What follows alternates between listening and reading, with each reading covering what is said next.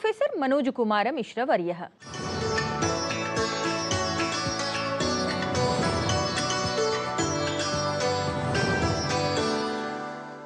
स्वनामधन्यस्य केन्द्रीय संस्कृत विश्वविद्यालयस्य वेद विभागाध्यक्षत्वं निभालयन्तम् अत्र भवन्तं प्रोफेसर मनोज कुमार मिश्रवर्यम् अहं सादरं नौमि। तावत् वार्तावल्याः साक्षात्कारसरण्यां प्रथमं भवतः स्वागतं च करोमि। ज्ञातुकामः अहं यत् सर्वज्ञानमयो हि सः इति तावत् वेदस्य तत्र परिभाषारूपेण एवम् उच्यते। तर्हि सर्वज्ञानमयत्वं वेदे भवति।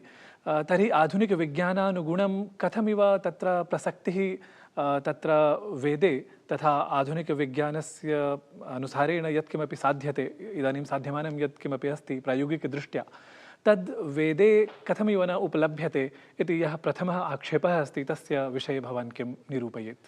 सर्वज्ञानमयो हि सः इति मनोः उक्तिः वर्तते। सर्वज्ञानमयो हि सः सर्वब्रह्ममयः। सो धर्मोऽपि ब्रह्मणः पूर्वभावः। वस्तुतः किमस्ति, किम् ईश्वरः कस्मिंश्चित् काले न आसीत् इति तु नास्ति। ईश्वरस्य सत्ता सर्वेषु कालेषु वर्तते और तस्य ईश्वरः सर्वथा सर्वज्ञः वर्तते इत्यपि सर्वैरेव ये आस्तिकाः सन्ति तैः सर्वैरपि स्वीक्रियते। तो किम् ईश्वरः कस्मिंश्चिदपि काले ज्ञानविरहितः भवति, सदैव ज्ञानयुक्तः भवति और तस्य यत् ज्ञानं वर्तते तत् ज्ञानमेव वेदः। तो यथा ईश्वरस्य कस्मिंश्चित् काले अभावः नास्ति, तो तस्य ज्ञानरूपस्य वेदस्यापि कस्मिंश्चित् काले अभावः नास्ति।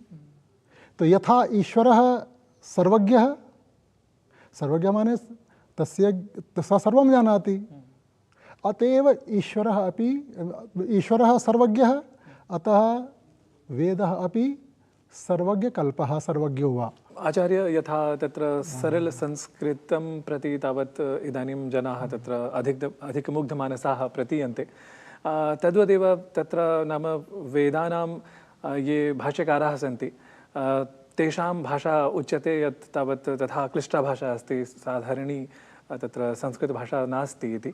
तर्हि आधुनिकसन्दर्भे अपि तेषां भाष्यकाराणां तत्र अर्थावगमनं स्यात्, ते यत्किमपि लिखितवन्तः तर्हि तस्य तात्पर्यम् अधिकाधिकं तत्र जनाः अवगच्छेयुः। तदर्थं नाम नवटीकाकाराः तत्र इदानीं कार्यरताः सन्ति वा? वस्तुतः सरलमानकसंस्कृतम् इदानीम् उपयुज्यते और समयानुगुणम् इदं परिवर्तनं साम्प्रतमपि वर्तते और तस्यैव प्रभावः वर्तते। मयापि अयं साक्षात्कारः कदाचित् सरलेनैव संस्कृतेन दीयते भवत्समक्षं। तो वस्तुतः किमस्ति, यथा सायणभाष्यं, तो सायणभाष्ये केवलं शब्दान् लिखति और तदनन्तरं तस्य अर्थं सरलेनैव संस्कृतेन लिखति असौ। कठिनता कुत्र आयाति, यत्र स मीमांसा प्रक्रियाम् उद्धरति, श्रौतसूत्रम् उद्धरति, प्रातिशाख्यम् उद्धरति, निरुक्तवचनानि उद्धरति, पुनः पाणिनिसूत्राणि उद्धृत्य व्याख्यानं करोति, स्वरप्रदर्शनं करोति। तत्र एवं प्रतीयते यत् येषां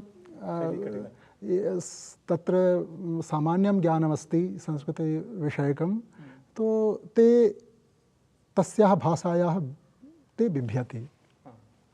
वस्तुतः यदि तं भागं परित्यज्य कदाचित् भवन्तः सम्पादनं कुर्वन्तु, भवताम् अभीष्टं सरलमानकसंस्कृतमेव तत्र आयास्यति।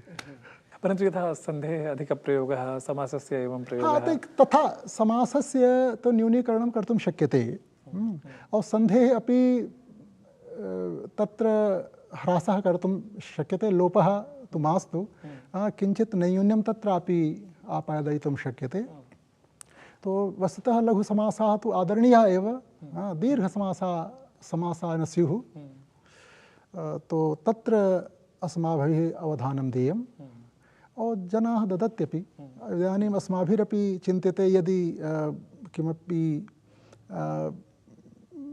लेखनम् अस्माभिः क्रियते, तत्र अस्माभिः मनसि चिन्त्यते यत् आधुनिकाः एक छात्राः सन्ति ये आङ्ग्लपरम्परया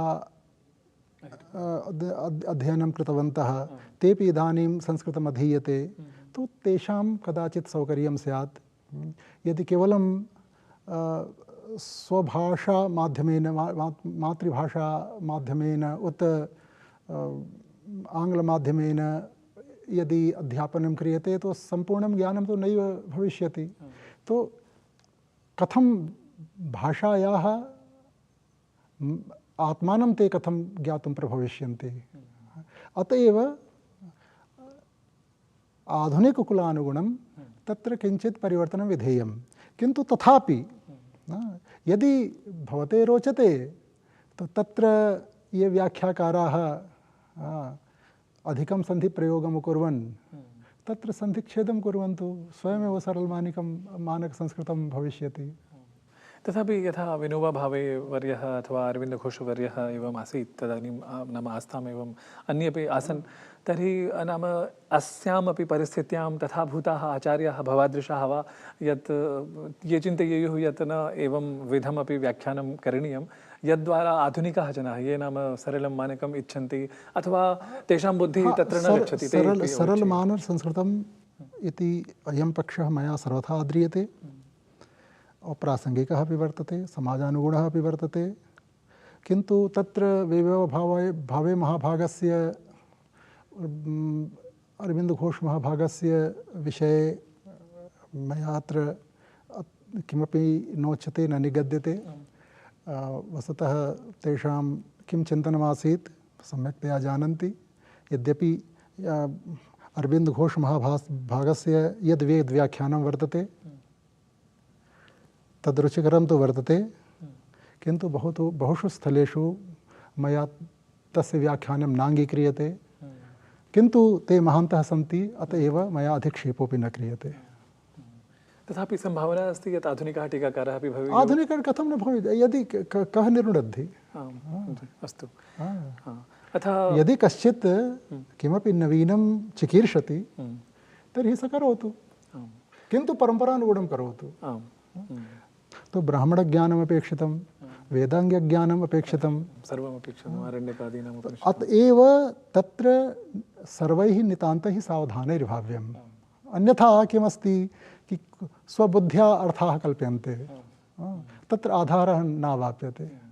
अन्तिमः प्रश्नः मम, यत् नाम साधारणरूपेण वेदानाम् अध्यापनं तत्र तत्र भवति, नाम भारते भवति, विदेशेषु अपि भवति, परन्तु सर्वत्र यदि वेदाध्यापनक्रमे नाम दर्शनतत्त्वमेव तत्र अधिकायते, तत्र सांस्कृतिकतत्त्वानि नाम तत्र आर्थिकतत्त्वानि, सामाजिकतत्त्वानि वा अधिकानि नाम आगतानि भवेयुः, तदर्थं किं किं सूक्तं तत्र नाम यद् तत्र इदानीं तथा प्रसिद्धं नास्ति, तथाविधं किमपि भवान् उद्बोधयितुम् अर्हति?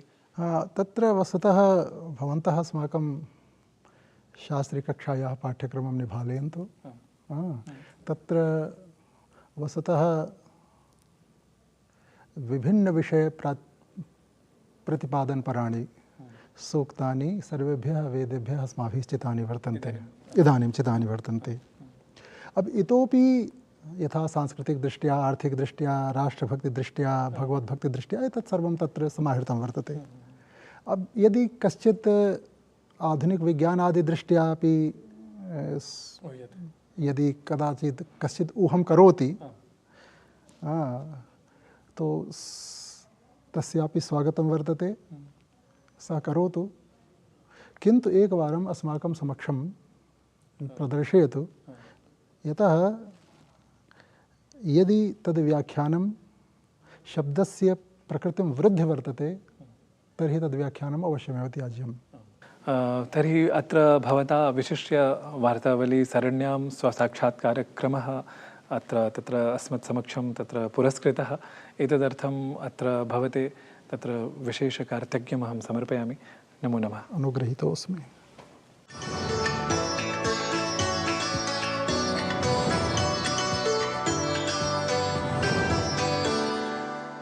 महोदयस्य विचारान् श्रुत्वा वेदप्रशंसकाः नूनमेव